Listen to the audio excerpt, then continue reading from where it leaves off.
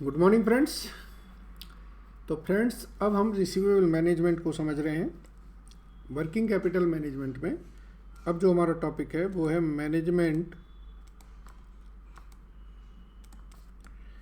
Of receivable.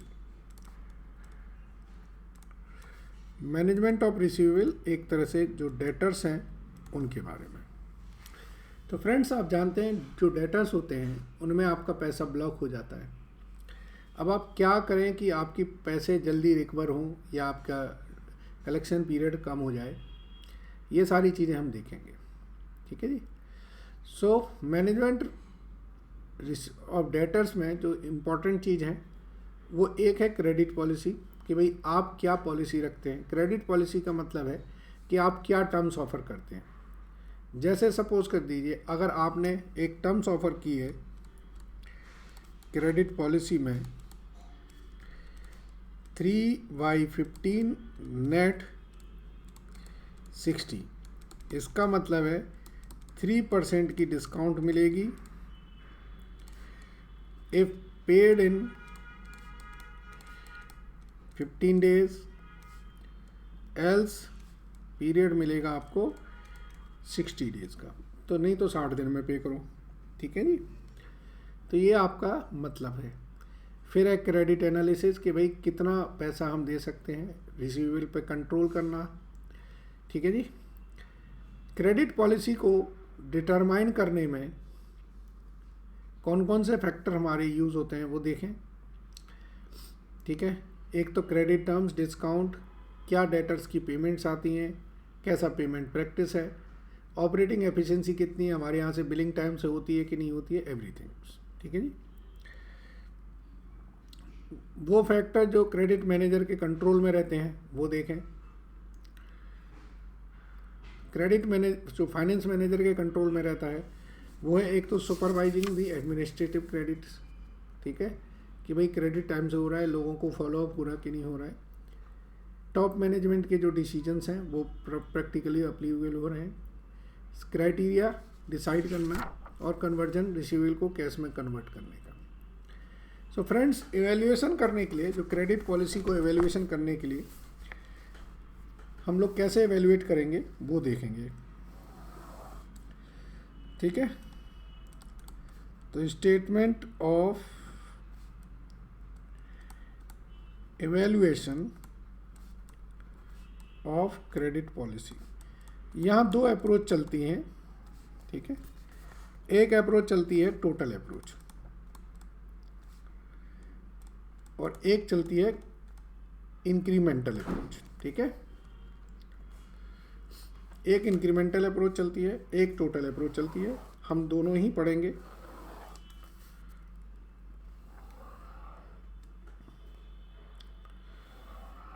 Suppose कर लीजिए आप एक से ज़्यादा पॉलिसी डिस्कस करना चाहते हैं तो आप सारे कॉलम्स यहाँ डाल दीजिए। ठीक है। ये आपकी प्रेजेंट पॉलिसी है, ये प्रपोज्ड फर्स्ट है, ये प्रपोज्ड सेकंड है और ये प्रपोज्ड थर्ड है। ये सर आपकी सारी प्रपोज्ड पॉलिसीज हैं। ठीक है जी। तो यहाँ पे देखा जाता है सबसे पहले कि भाई हमें इससे फ़ायदा क्या होगा। तो expected profit,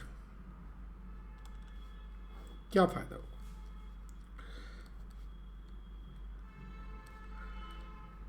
cash cell,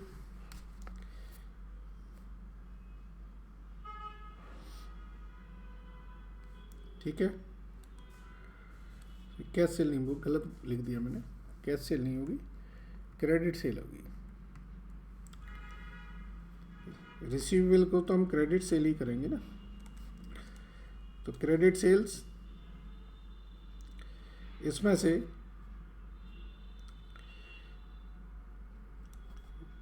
minus करेंगे टोटल कॉस्ट, जिसमें आपकी वेरिएबल आ जाती है और फिक्स भी आ जाती है। ठीक है जी।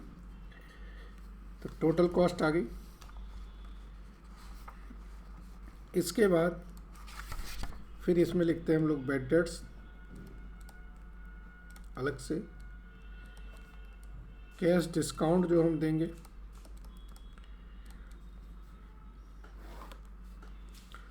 तो ये हमारा प्रॉफिट आ जाता है। ए में से बी, सी और डी माइनस कर दें तो ये प्रॉफिट आ जाएगा। सही है ना। इसके बाद इसमें टैक्स माइनस करें तो ये हमारा आ जाएगा प्रॉफिट आफ्टर टैक्स। फिर इसमें हम माइनस करें opportunity cost of amount blocked in debtors. जितना पैसा हमारा डेटर्स में ब्लॉक है उसकी अपॉर्चुनिटी कॉस्ट माइनस कर दें तो ये हमारा नेट बेनिफिट आ जाएगा। ठीक है जी। इस तरीके से फिर हम इसको कैलकुलेट करके देखेंगे कि भाई क्या हमारी पॉलिसी कौन सी हमें अडॉप्ट करनी चाहिए। क्लियर है ना। इंक्रीमेंटल अप्रोच में फॉर्मेट यही रहता है, बस हम इंक्रीमेंटल वर्ड यूज करते हैं। सो स्टेटमेंट शोइंग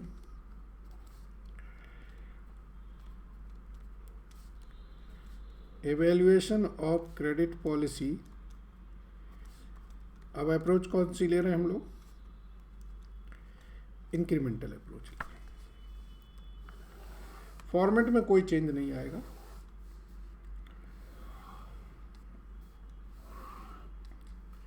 चार पॉलिसी हैं, चार पॉलिसी लिख दें।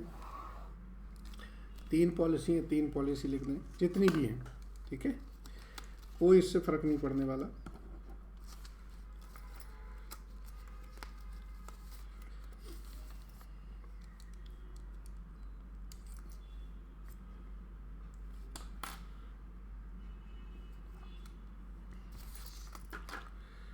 चलिए यहां पे लिखें present policy.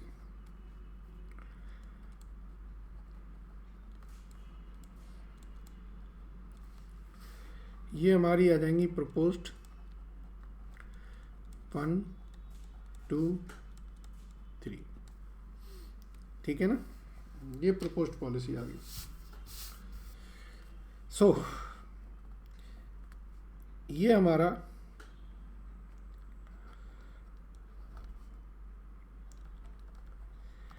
Incremental expected profit क्या होगा। इसमें हम लिखेंगे इंक्रीमेंटल क्रेडिट सेल। इसमें से हम माइनस करेंगे इंक्रीमेंटल टोटल कॉस्ट, जिसमें दो रहेंगी आपकी वेरिएबल एंड फिक्स्ड। ठीक है ना। इसके बाद इंक्रीमेंटल बैड डेट्स लिख देंगे, इंक्रीमेंटल कैश डिस्काउंट लिख देंगे। तो ये आपका इंक्रीमेंटल प्रॉफिट बिफोर टैक्स आ गया। इसमें से आप टैक्स कम कर दें, इंक्रीमेंटल प्रॉफिट आफ्टर टैक्स आ जाएगा। ठीक है जी।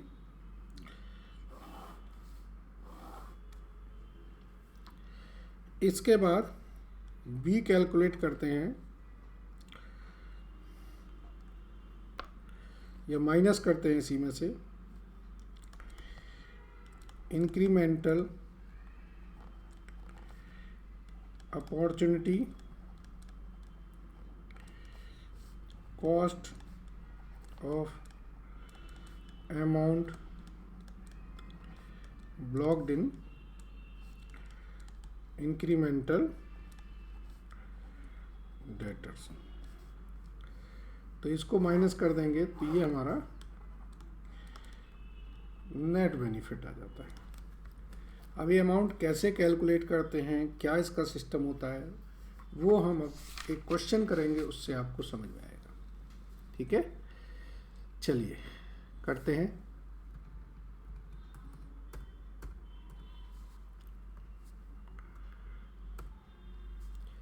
ये क्वेश्चन लेते हैं और इसको हम दोनों अप्रोच से करने की कोशिश करते हैं। ठीक है, इस क्वेश्चन को हम लोग दोनों अप्रोच से करने की कोशिश करते हैं।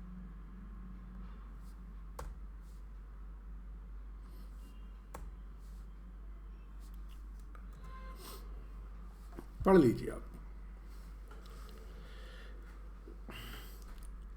A trader whose current sale were in the region of 6 lakh per annum and average collection period is 30 days want to pursue more liberal policy।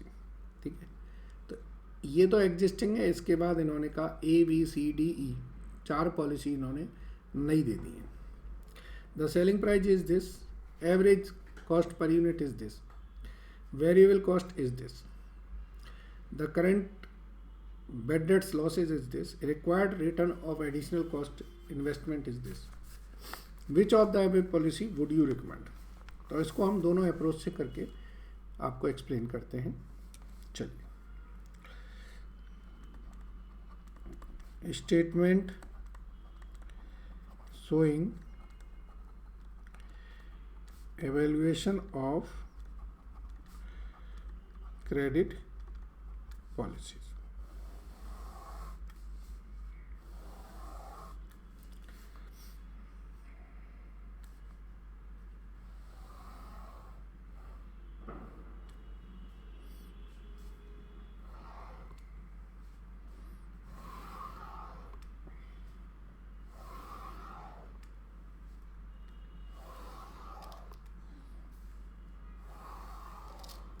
ठीक है, ये हमारी ए है, ये बी है, ये सी है और ये डी है, और ये हमारी प्रेजेंट पॉलिसी है।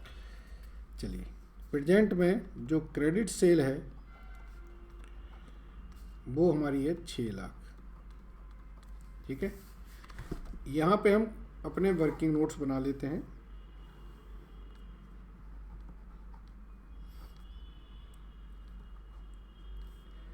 सेल हमारी है 6 लाख, तो सेल यूनिट हमारी हो जाएंगी 2 लाख। ठीक है जी, क्वेश्चन में दिया था कि भाई 3 रुपये पर यूनिट की सेल है। एवरेज कॉस्ट हमारी, टोटल कॉस्ट हो जाएगी हमारी 4.5 लाख। वेरिएबल कॉस्ट ये 2 रुपये 25 पैसे से और ये 2 रुपये से,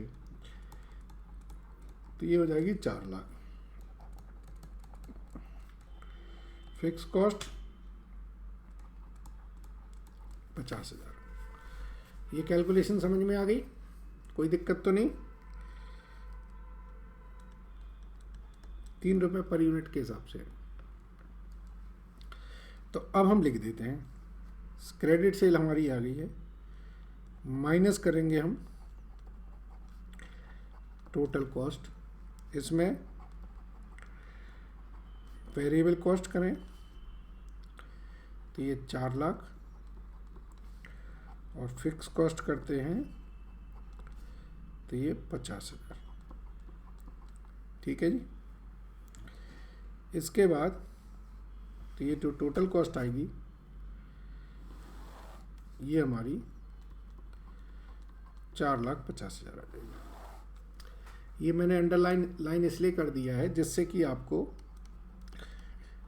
अमाउंट कितना इन्वेस्ट है डेटर में वो निकल आएगा इससे। इसके बाद हम इसमें माइनस करेंगे बैड डेट्स। बैड डेट्स अभी प्रेजेंटली हमारे 1% है, तो 6,000 रुपये हो जाएंगे। और कुछ है हमारा? नहीं। अब हमें निकालना है कि भाई हमारा पैसा कितना ब्लॉक था इसके अंदर। तो बैड डेट्स कम करते हैं तो हमारा प्रॉफिट बिफोर टैक्स आ जाता है 1,44,000। टैक्स हमारा कोई है नहीं, तो प्रॉफिट आफ्टर टैक्स भी हमारा 1,44,000 आता है। अब हम करते हैं अपॉर्चुनिटी कॉस्ट। तो यहाँ पर एक वर्किंग नोट बना के हम डेटर्स अमाउंट लिखते हैं, अमाउंट ब्लॉक्ड इन डेटर्स। ठीक है जी। एवरेज कलेक्शन पीरियड अभी कितना है इसमें? एवरेज कलेक्शन पीरियड है 30 days. So debtor amount blocked निकालनी है डेटर्स में, वो कितनी निकलेगी? 4,50,000 into 30/360। So this comes to 37,500। जो पैसा आपका कॉस्ट है वही तो लगेगा। तो 20% से आपकी जो अमाउंट आती है वो 7,500 आती है। सो नेट बेनिफिट जो हो रहा है वो हो रहा है 1,36,500 का। ठीक है जी, कोई दिक्कत? कोई दिक्कत। अब हमारी जो पॉलिसीज हैं उनको देखें और पॉलिसी के इम्पैक्ट देखें क्या हो रहा है। अगर हमारा कलेक्शन पीरियड 10 दिन से बढ़ता है तो सेल हमारी 30,000 रुपये से बढ़ती है। तो अब ये हमारी होगी 6,30,000 जब हमारा कलेक्शन पीरियड 40 हो जाएगा। ये हो जाएगी हमारी 6,48,000 जब कलेक्शन पीरियड हमारा 50 हो जाएगा। ये हो जाएगी हमारी 6,75,000 जब हमारा कलेक्शन पीरियड 60 हो जाएगा। और ये हो जाएगी हमारी 6,90,000 जब कलेक्शन पीरियड हमारा 75 डेज हो जाएगा। सही है ना? ये हमारी कांस्टेंट है, इसमें कोई चेंज नहीं है।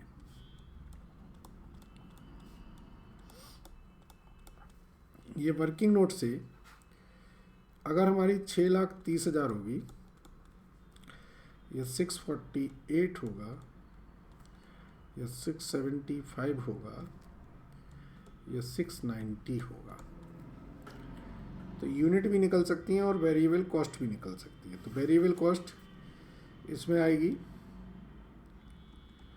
4,20,000, 4,32,000,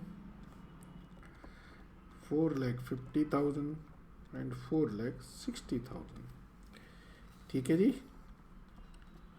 420, 432, 450, ये 3 रुपये पर यूनिट से निकालिए और ये 2 रुपये पर यूनिट से इसी से ही निकल सकता है। और ये हो गया 460। ठीक है जी। बैड डेट्स परसेंटेज हमारे 1.5% हो जाएंगे। तो बैड डेट्स हमारे 1.5%, तो इसका 1.5% हो जाएगा 9,450। फिर ये 2% हो जाएंगे तो 12,960। फिर 3% तो 20,250 एंड 4% तो 27,600। ठीक है जी। ये परसेंटेज जो दिए हैं उसके हिसाब से आ जाएंगे। चलिए, ये 4,70,000, 4,82,000, 5,00,000, 5,10,000। सही है। तो अब इसको कर लेते हैं।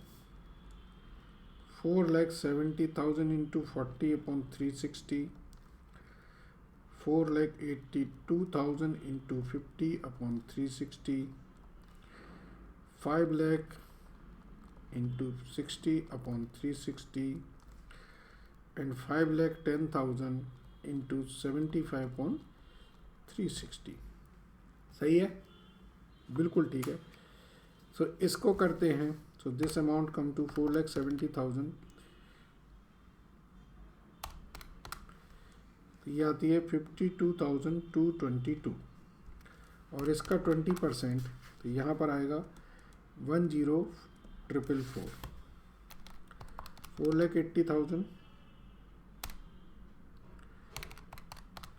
तो ये आती है हमारी 66,944 और इसका 20% करते हैं तो ये आता है 13,389।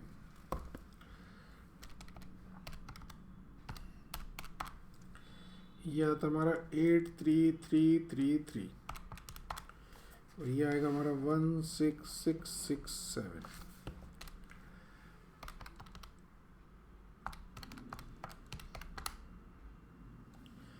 ये आएगा हमारा 10,6,250 और ये आएगा हमारा 21,250। बस अब ये कैलकुलेशंस कर दीजिए। तो प्रॉफिट बिफोर टैक्स निकालना चाहे निकाल दीजिए।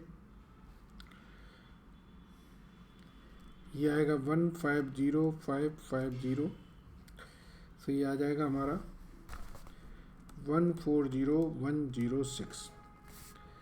This will be 153040, so 139651, 154750, so 138083, 152400, 131150।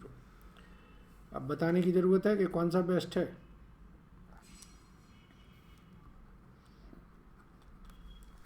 क्यों भाई, सबसे बेस्ट यही है। ये वाला पोर्शन हटा दीजिए, क्योंकि जब टैक्स है ही नहीं तो टाइम बर्बाद क्यों करना अपना। अब इसी क्वेश्चन को मैं इंक्रीमेंटल अप्रोच से और करा देता हूँ, जिससे आपको पता रहे कि क्या होने वाला है। ठीक है, एक ही क्वेश्चन जब हम दोनों मेथड से कर लेते हैं तो हमें क्लैरिटी आ जाती है। चलिए, अब हम लेते हैं स्टेटमेंट ऑफ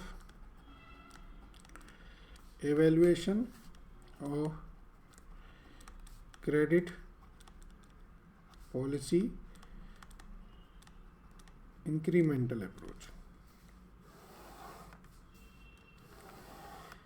ठीक है जी।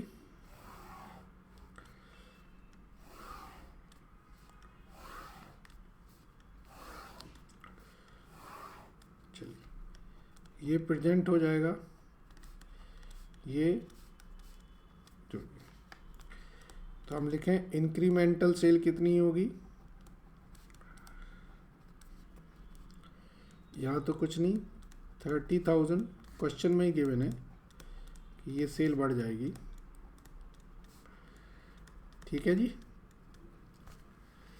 इंक्रीमेंटल सेल हमारी दे रखी है क्वेश्चन में। इसके बाद इंक्रीमेंटल कॉस्ट में वेरिएबल और फिक्स्ड। फिक्स्ड में तो कोई चेंज नहीं आना। वेरिएबल में ये 20,000 से बढ़ेगी,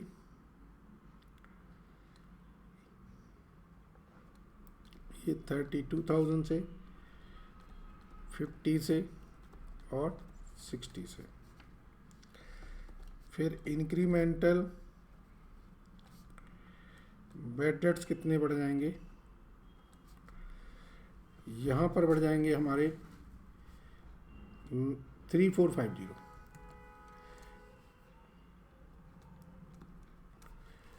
पहले 6,000 थे, फिर वो हो जाएंगे, यहाँ हो जाएंगे 6960। ठीक है जी। So incremental profit before tax 6550, 9040, 10450 and 8400 less incremental opportunity cost, तो यहाँ 7500 था। आपने पहले जो चार्ट था ना उसी से बना लो ना, ये वर्किंग नोट आपने बना रखा है, तो इसके बेसिस पर आपकी 7500 माइनस 10444, तो ये अमाउंट आ जाएगी 2944 5889 9167 13750। ठीक है, सो इंक्रीमेंटल अगर बेनिफिट की बात करें तो क्या आएगा 3606 3151 1583 माइनस 5350। अब बताने की तो ज़रूरत नहीं है कि सबसे ज़्यादा बेनिफिट कहाँ है, यहीं पर है, इसी पॉलिसी में। ठीक है जी, सो ये हमारा बेसिकली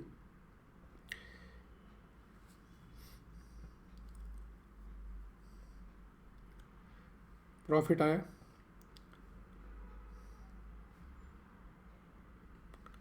और क्या पूछा इन्होंने, एक कैलकुलेशन और की है वो कर देते हैं। चलिए, इंक्रीमेंटल इन्वेस्टमेंट अमाउंट जो ब्लॉक हो रही है, इसमें हो रही है 14722 29444 45833 एंड 68750। ठीक है जी, so expected rate of return